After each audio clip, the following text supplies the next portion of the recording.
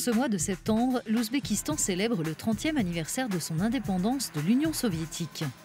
Ces dernières années, le pays a mené différentes réformes pour rompre avec l'héritage économique de cette époque révolue en libéralisant et pour attirer les investisseurs étrangers.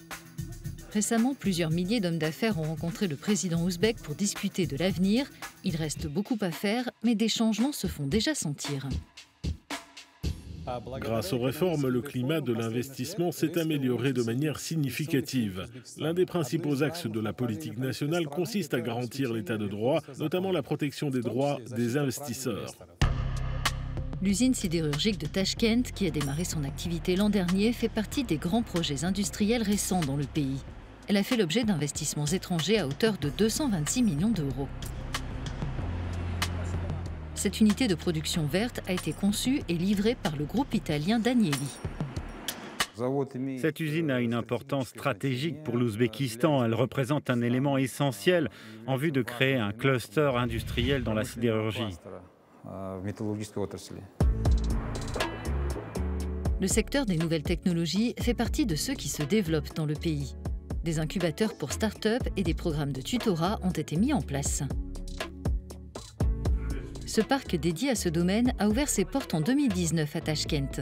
De plus en plus d'entreprises s'y implantent, attirées par une exonération de taxes et par des locaux adaptés à l'innovation. L'initiative est une déclinaison de la stratégie du gouvernement qui veut inciter les jeunes à choisir ce secteur professionnel. Notre principale tâche, c'est d'attirer les investisseurs étrangers et les grandes entreprises internationales des technologies de l'information et de leur fournir nos meilleurs profils.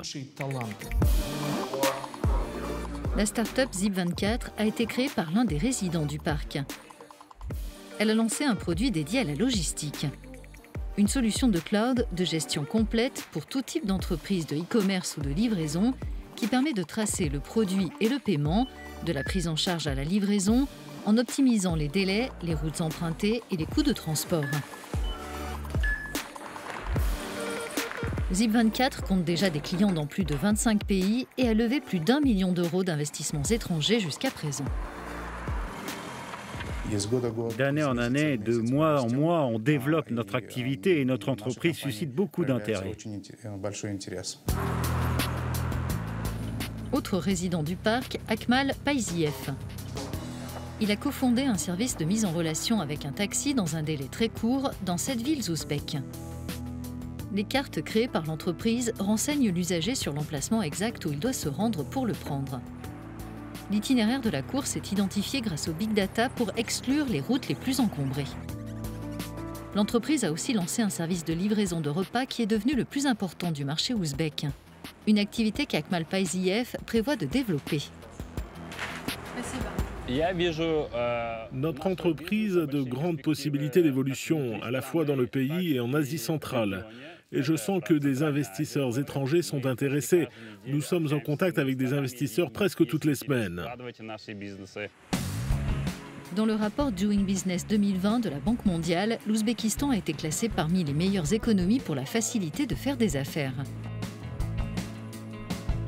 Une nouvelle génération d'entrepreneurs ouzbeks profite de cet environnement pour envisager de nouvelles perspectives.